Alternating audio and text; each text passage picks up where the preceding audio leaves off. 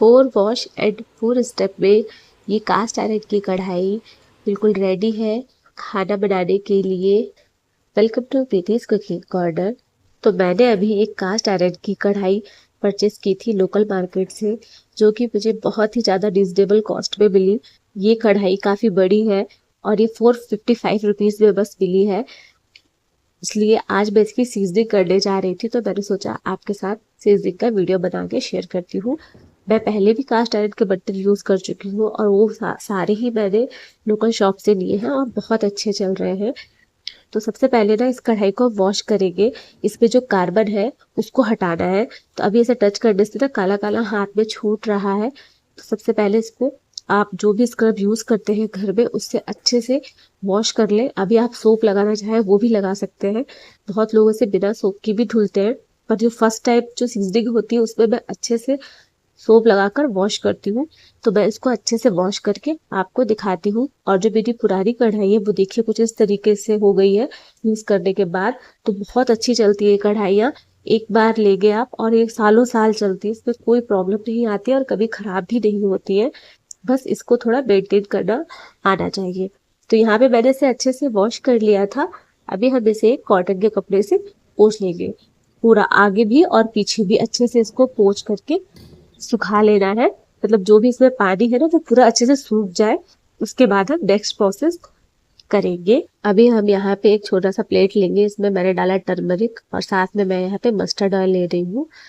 आप सीजनिंग के लिए आपके पास जो भी हो, वेजिटेबल ऑयल हो या फिर फ्लैक्सीड ऑयल हो या कैनोला ऑयल, ऐसा ऑयल जिसका भी हाई स्मोक पॉइंट हो आप वो ले सकते हैं। आप यहाँ पे घी भी ले सकते हैं। मैंने यहाँ पे मस्टर्ड ऑयल लिया क्योंकि मैं ज़्यादातर सब्जियाँ मस्टर्ड ऑयल में ही बनाती हूँ। तो कढ़ाई में वो ऑयल अच्छे से अगर एब्जॉर्ब कर लेता है तो कोई प्रॉब्लम नहीं है। तो मैं क्या करने वाली हूँ, अभी इस पूरी कढ़ाई को अच्छे से कोट करने वाली हूँ। ये जो देख रहे हैं ना काला काला छूट रहा है, ये इसके बाद नहीं निकलेगा। तो इसको अच्छे से पूरी कढ़ाई में लगा देना है। पहले अंदर अच्छे से कोट करेंगे और फिर इसको पलट करके बाहर के साइड भी अच्छे से हमें कोट कर लेना है, जिससे कि बाहर भी इस पे जंग ना लगे।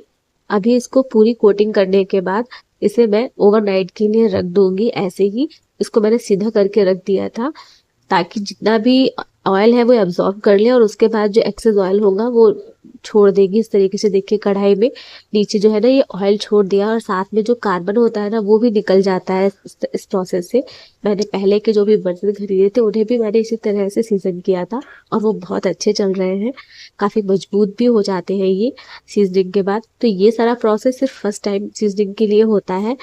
बाकी टाइम आप सिर्फ इसको हल्की सी एक पतले से ऑयल या घी की लेयर लगा करके इसको रख दें, इसमें बिल्कुल भी जंग नहीं लगेगी। तो अभी इसको हम गैस पे रखेंगे। अच्छे से हमने इसको धुल लिया है और मैंने यहाँ पे इसको सोप नहीं लगाया था, बस ऐसे ही पानी डाल करके अच्छे से धुल लिया था। आप चाहे तो यहाँ लिक्विड वॉश अब यूज़ कर सकते हैं थोड़ा सा। और इसको ना कभी भी लोहे वाले जो होता है ना धुलने वाला उससे मत करिएगा, नॉर्मल वाले जो सॉफ्ट स्पॉन्ज होता है उससे करिएगा, इसको ज़्यादा अच्छी रहेगी। तो मैंने यहाँ पे फिर से ऑयल डाला और इसे एक ब्रश की हेल्प से पूरी कढ़ाई में अच्छे से स्प्रेड कर देंगे, जिससे कि जब ये गर्म हो तो ये अच्छे से ना और एब्जॉर्ब कर सके ऑयल को। तो बस पूरी तरह से ऐसे कोट कर देना है। बहुत थोड़ा ही ऑयल चाहिए होता है क्योंकि ये कढ़ाई थोड़ी ज़्यादा बड़ी है, तो इसलिए मैं इस पर थोड़ा ज़्यादा ऑयल डाल रही हूँ। वैसे आप बहुत पतली सी इस पर लेयर लगा दें और फिर इसे ना स्लो फ्लेम पर रख दे कढ़ाई को। 10 से 12 मिनट में इसमें अच्छे से धुआं निकलना शुरू हो जाता है।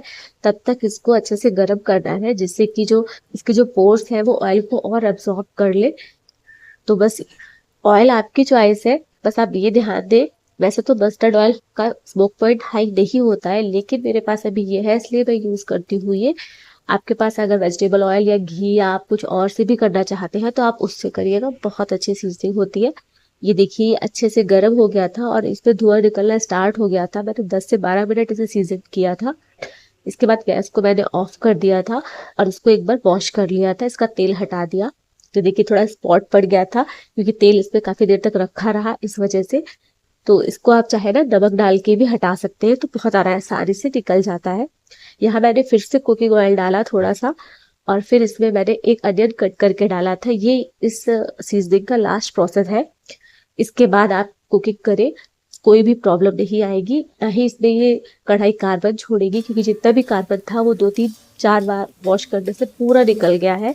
और इस जो प्याज हमने डाली है ना, इसको अच्छे से ब्राउन करना है स्लो फ्लेम पे, और इसको अच्छे से इधर उधर फैला देना है, जिससे कि जो भी एक्स्ट्रा कुछ भी होगा ना वो सब भी निकल जाएगा इसमें। तो जो हमारी कढ़ाई है वो बिल्कुल रेडी है। और जो कास्ट आयरन के बर्तन होते हैं ना, उनकी जो मेंटेनेंस है वो टफ नहीं होती, लेकिन थोड़ी अलग होती है बाकी बर्तनों से, इसलिए हम उसको डेली यूज़ में हर कोई नहीं लेके आ पाता। इसमें बस आपको डेली इसे वॉश करना है, लेकिन इसको बहुत रगड़ रगड़ के नहीं धुलना है, नॉर्मल पानी या हल्के लिक्विड सोप से धुल के रख देना है सुखा के, चाहे तो एक ऑयल की लेयर लगा दे। ये बर्तन बहुत अच्छे चलते हैं। और ये देखिए कढ़ाई रेडी है।